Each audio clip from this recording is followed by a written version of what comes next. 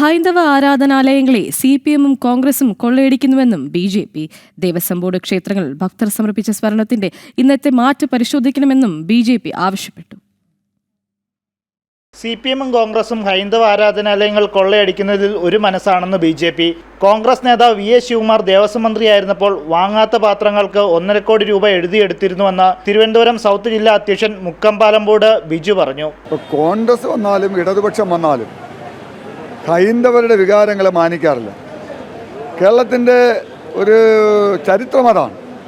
നമ്മുടെ കോൺഗ്രസിൻ്റെ ദേവസ്വം മന്ത്രി ശിവകുമാർ ദേവസ്വം മന്ത്രിയായിരുന്നപ്പോഴും അവിടെ കൊള്ള നടന്നിട്ടുണ്ട്.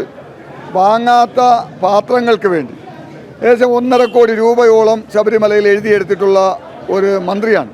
പക്ഷേ അന്ന് അദ്ദേഹത്തിൻ്റെ അനിയനാണ് ജയകുമാർ. അദ്ദേഹം അവിടെ ദേവസ്വം കമ്മീഷണറായിരുന്നു.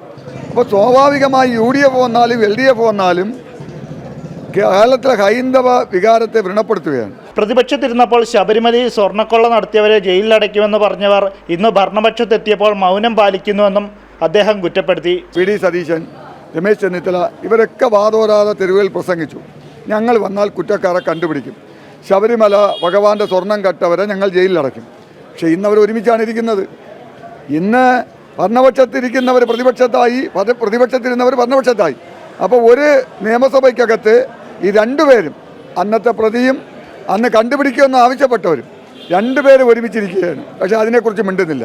ദേവസ്വം ബോർഡ് ക്ഷേത്രങ്ങളിലേക്ക് ഭക്തർ സമർപ്പിച്ച സ്വർണത്തിന്റെ ഇന്നത്തെ പരിശുദ്ധി പരിശോധിക്കണമെന്നും മുക്കമ്പാലംമൂട് ബിജു ആവശ്യപ്പെട്ടു. സ്വർണ്ണമാണല്ലോ ഭക്തർ കൊടുക്കുന്നത്.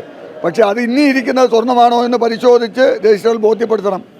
അല്ലെങ്കിൽ അതും ചിലപ്പോൾ ഭാവിയിൽ ചെമ്പായി മാറും. അമ്പലങ്ങളുടെ സുരക്ഷ, ഭക്തജനങ്ങളുടെ വിശ്വാസം അവ സംരക്ഷിക്കണം.